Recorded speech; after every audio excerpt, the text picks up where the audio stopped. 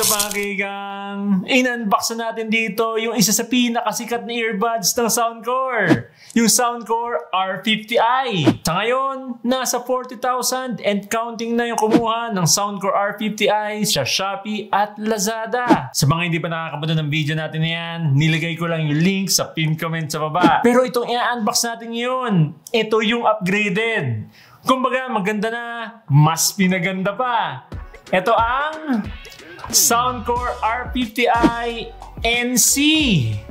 Ibig sabihin nitong NC is Active Noise Cancellation. Pero marami pang mga bagong features na nilagay dito. Yung clue nasa thumbnail natin. Mamaya malalaman nyo yan. So available din pala to sa colors na black, white, at blue. Tawag ko dito Downy Blue kasi kakulay ng Downy. Yung link dito nasa pin comment lang sa baba. I-open lang natin dito sa taas. Hilahin lang natin. Nandito na yung manual. Tapos yung mismong Soundcore R50i NC. Lagay muna natin dito. Nandito na rin yung extra ear tips. Yan. Small tsaka large. Tapos yung Type-C cable. Okay. Tabi muna natin to. Tanggalin natin sa plastic. Yun! Tamang-tama lang yung size niya. Mas naging boxy yung shape compare sa naunang R50i na malapebol yung itsura. Tapos dito sa likod, meron siyang extra feature. Mamaya malalaman nyo kung anong purpose niyan. So ito na mismo yung R50i NC. Bali hard plastic yung build niya. Tapos matte, kaya hindi dikitin ng fingerprint. Tapos yan yung battery indicator niya, pahaba. Yan. Tapos dito sa likod, yung Type-C port for charging. Bali, i-charge lang to ng 1 hour. Kaya na nitong tumagal ng 10 hours. 45 hours naman pagkasama yung case niya. Bali mas matagal yung battery life nitong R50i NC compared do sa R50i lang. Mas maganda sana kung meron pang strap na kasama to kasi do sa original na R50i meron. Eh no, pakita natin. Yan o, nakakabit na. So ito yung R50i, tapos ito yung R50i NC. Yan o, meron siyang strap na kasama. Okay, buksan na natin. Check natin yung earbuds niya. You know, tanggalin muna natin dito. Ang liit ng hawakan or yung stem niya compared dun sa R50i lang. Hindi to waterproof kaya iwasan nyo mabasa. Pero naka AAC codec na to. May customizable gestures na to para makapag-play, pause, next, previous song, at answer and or reject ng calls. Tapos meron na rin tong 10mm drivers. Okay, so ito natin ito mga kaigang yan. Left earbud. Tapos right earbud. Bali yung nakalagay pala na ear tip dito is medium. Okay, try natin mag-shake test. 3, 2, 1. Yun. Fit na fit pa rin sa tenga natin. Eh, no? Kung hindi fit sa inyo medium, merong free extra ear tips na small tsaka large na kasama sa box. Bali naririnig yung audio ngayon galing dito sa mic ng R50i NC. So meron na itong environmental noise cancellation at 4 na mics para mas clear yung boses natin sa mga calls. Mic check, R50i NC. Mic check, 1, 2, 3, R50i NC.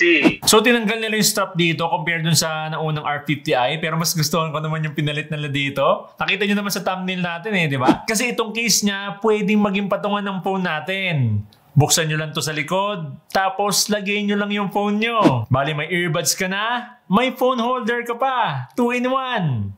Bago natin itest sa music, check muna natin itong Soundcore app. Available to sa iOS at Android. So dito sa Soundcore app, nakikita natin yung battery ng left earbud tsaka right earbud. Kaso yung kulang dito, hindi nakikita yung battery indicator ng case niya. Yan, kahit ibalik mo yung isang earbud.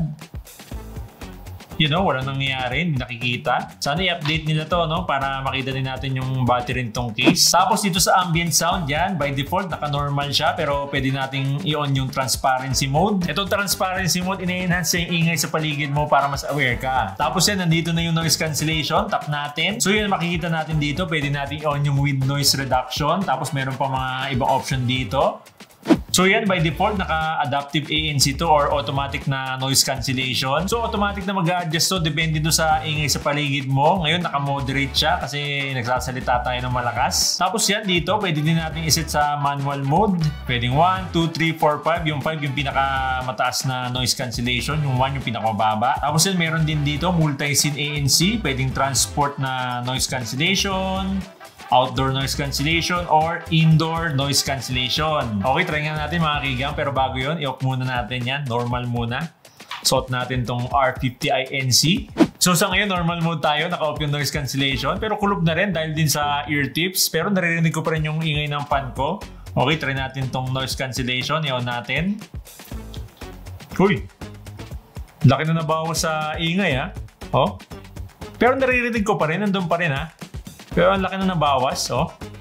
Okay, naka-indoor noise cancellation tayo. Try nga natin tong outdoor.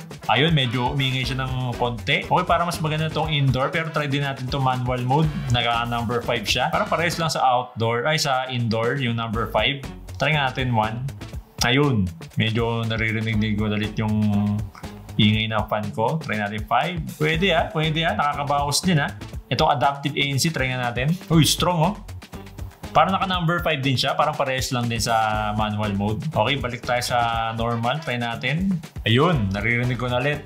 Okay, last, itong transparency. Rinig ko yung ingay ng fan ko dito. Nice. Ito yung mga dinagdag nila sa R50i ANC, no? Okay, tanggalin muna natin para mas marinig ko yung boses ko. Yan. Tapos yan dito sa sound effect, pwede kang pumili ng preset dito. By default, naka-bass booster na siya. So yan, meron dito 3D surround sound. Parang spatial audio ata to sa R50i NC. Tapos, meron pang mga ibang preset dito. Soundcore signature, acoustic. Yun nga, bass booster by default. Kung hindi kayo mahilig sa bass, meron din dito yan. Bass reducer, classical, tsaka more. Yan. Tap natin to. Uy, dami oh. Bass reducer, classical, podcast, dance, deep, electronic. Yan, pili lang kayo dito. Yung dami ah. Oh, solid. Tapos yan, pwede din kayo mag-customize ng sarili nyong equalizer or preset. Yan, tap nyo lang to. Yan, kayo na bahala kung paano nyo ititimplahin dito yung sarili nyong preset. Yan, oh. Okay, pwede kayo mag-customize dyan, oh. Kayo na bahala. Tapos pagdating naman dito sa controls, yan yung gestures. Pwede mong i-customize din to yan. Left earbud, tsaka right earbud. Single tap, yan. For example lang, pili tayo. Single tap sa left earbud.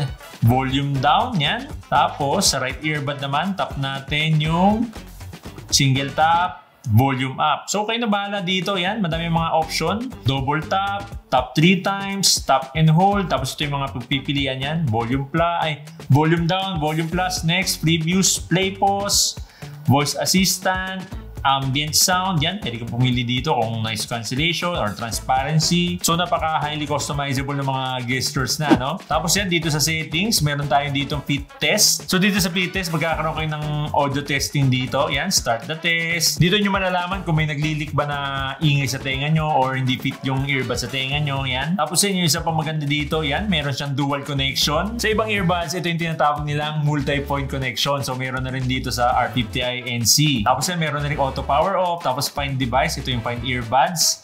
Okay, try nga natin. Yan talaga, rinig na rinig oh. Oh. Kahit nga malayo eh oh. Okay, right earbud din. Yun. You know? Tapos yan, device name, update firmware, tapos serial number. So yun lang mga kaibigan, kita nyo naman, daming nilagay na bagong features dito sa R50i NC, lalo na dito sa app niya, no? Okay, suot na natin ito mga kaibigan. Try na natin sa music. Bale, naka-off yung noise cancellation natin, tapos naka-bass booster. Okay, play natin itong Singing by Dionela. Okay, 60% lang. Takas na. Yun yung vocals. Gitara pa lang, taba na ng tunog. Ang taba ng tunog ng gitara. Sa bagay yung R50i na original, ganun din naman eh. Hataw yung bass ah. Okay, pause nga natin. Try nga natin yung Soundcore Signature, yan. Tapos yan, punta tayo dito sa noise cancellation. I-on nga natin. Bali naka-adaptive noise cancellation tayo, no? Okay, back to Spotify tayo. Play natin. Singing ulit by Dionela. Parang mas malakas tong R50i NC. 60% pala, lakas na eh. Okay, play yan. Play. Taba pa rin ang tunog ng gitara niya. Pero ganda ng details ha. Mas nag-improve yung sound quality niya pag na-on yung noise cancellation. Kasi nabawasan yung ingay sa paligid mo.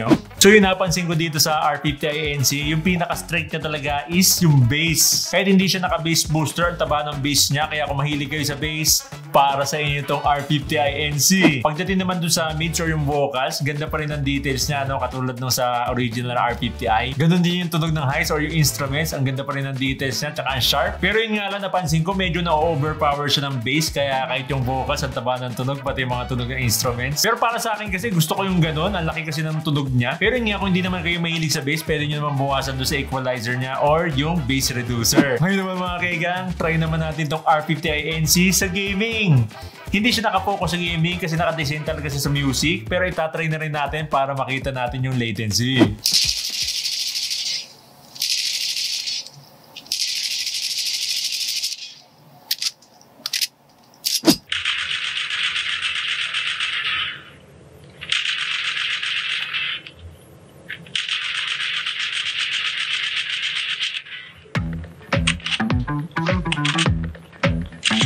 Isa sa pinaka-best-selling earbuds ng Soundcore. Ngayon, mas pinaganda pa. Up to 45 hours ang battery, may active noise cancellation, at pwede pang maging phone holder. 2-in-1 na.